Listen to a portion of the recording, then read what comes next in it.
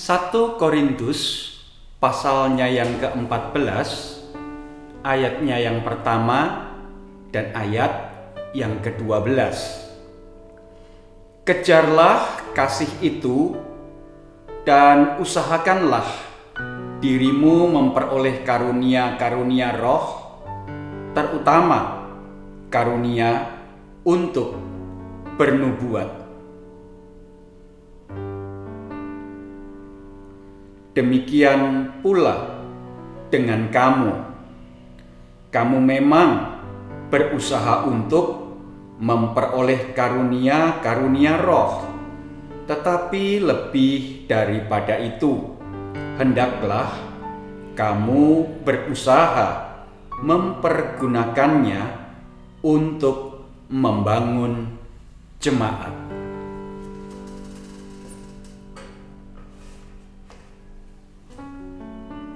Selamat pagi, Ibu, Bapak, Saudara, anggota jemaat dan simpatisan GKI Taman Majapahit Semarang.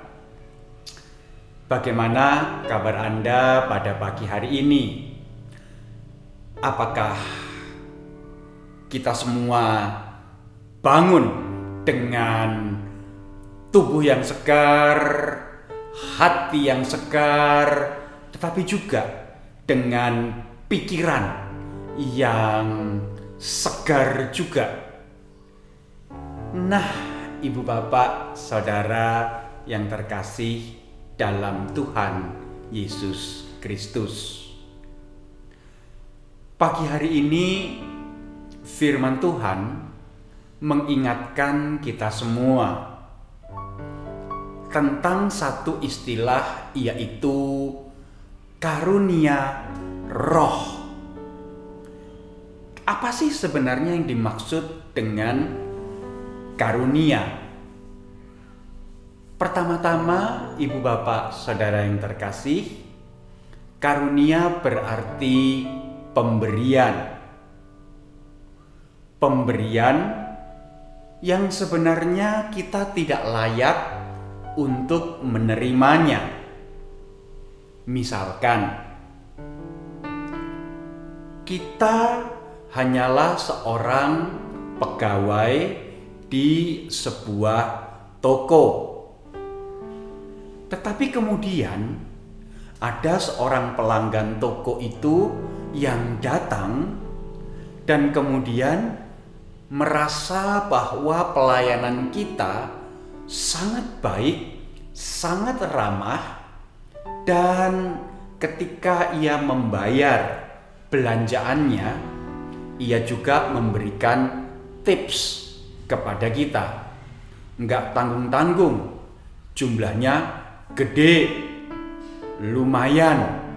Wah, kita tentu merasa senang.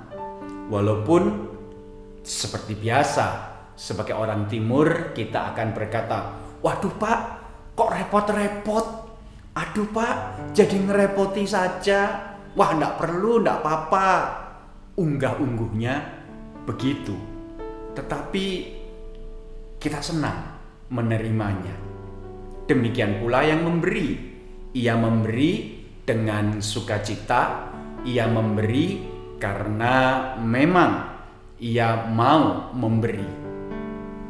Ibu, Bapak, Saudara yang terkasih dalam Tuhan Yesus Kristus, setiap orang Kristen mendapatkan karunia. Dan oleh karena itu jangan berkata, "Saya tidak punya karunia apa-apa." Oh, jangan.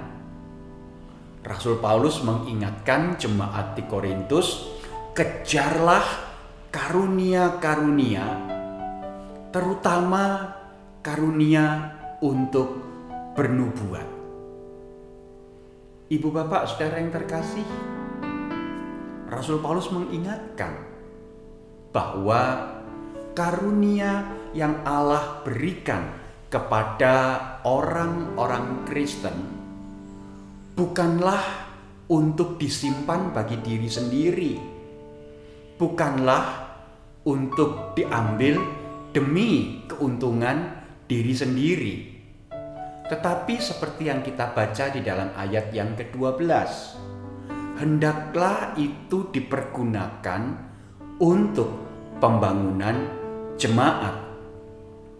Artinya, karunia apapun yang Allah berikan kepada kita semua, pribadi lepas pribadi, adalah karunia yang seharusnya kita pakai, kita persembahkan, kita gunakan untuk pembangunan tubuh Kristus, untuk pembangunan gereja Tuhan, dan bukan untuk kepentingan diri kita sendiri.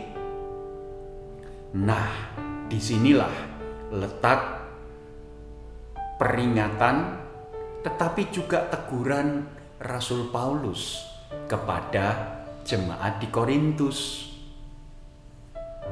Masyarakat secara umum di kota Korintus memiliki latar belakang yang menjunjung tinggi pengalaman-pengalaman ekstatis.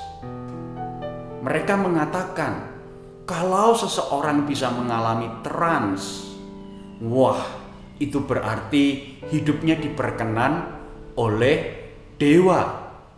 Dan pola berpikir masyarakat seperti itulah yang dibawa masuk ke dalam gereja oleh beberapa orang di jemaat Korintus, dan mereka mengatakan, kami mendapatkan karunia berbahasa roh, sehingga kami seharusnya dipandang lebih dewasa, kami seharusnya dipandang lebih mulia, kami dipandang lebih dicintai oleh Tuhan.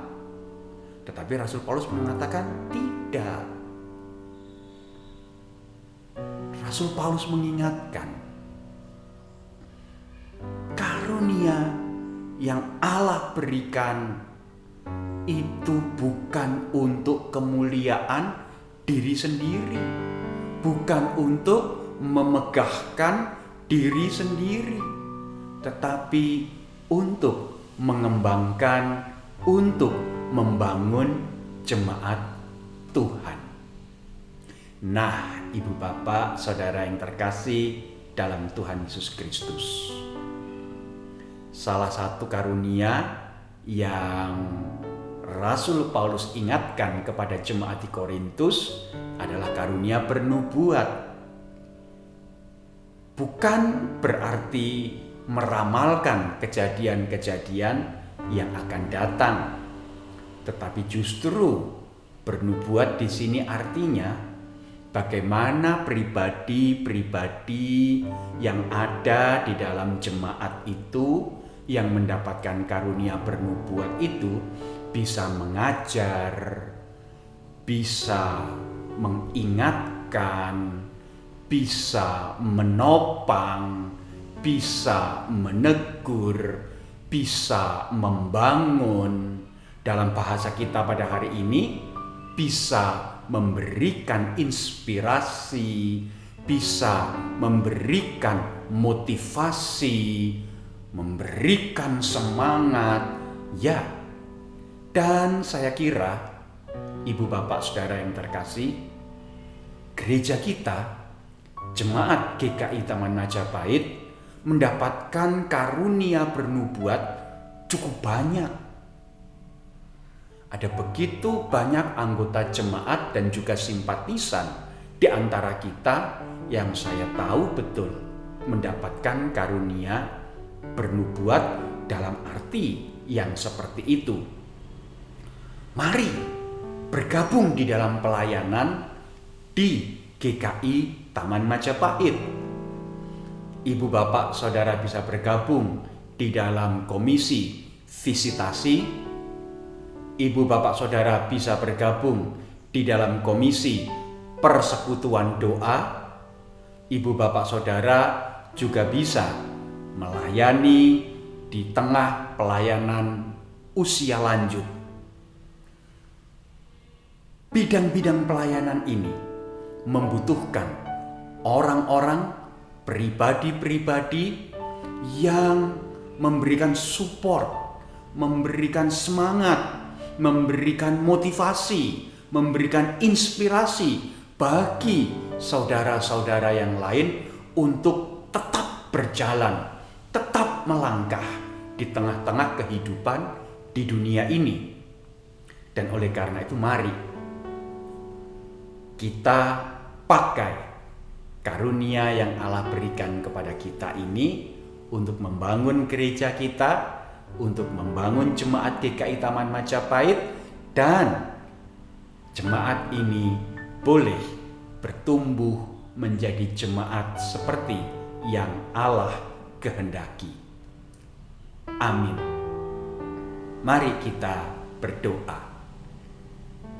Bapa Surgawi, kami bersyukur kepadamu untuk karunia roh yang Engkau berikan kepada kami semua, pribadi lepas pribadi, baik sebagai anggota jemaat maupun sebagai simpatisan GKI Taman Majapahit Semarang. Kami berdoa memohon, biarlah karunia yang Engkau berikan kepada kami ini tidak kami simpan bagi diri kami sendiri, tetapi lebih daripada itu, Roh Allah juga memampukan kami untuk mempergunakan karunia-karunia yang ada pada diri kami untuk pembangunan tubuh Kristus, pembangunan gereja Tuhan menjadi berkat bagi pribadi-pribadi yang ada di sekitar kami. Biarlah kehadiran kami Tuhan boleh pakai untuk membangun gereja Tuhan di tempat ini. Dalam nama Tuhan Yesus Kristus, Sang Kepala Gereja, kami berdoa.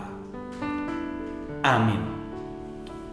Selamat melanjutkan aktivitas Ibu Bapak Saudara yang terkasih.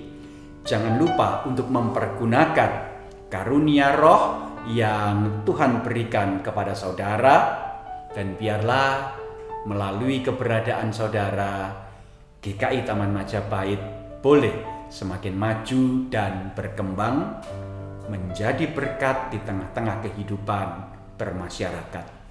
Tuhan memberkati. Amin.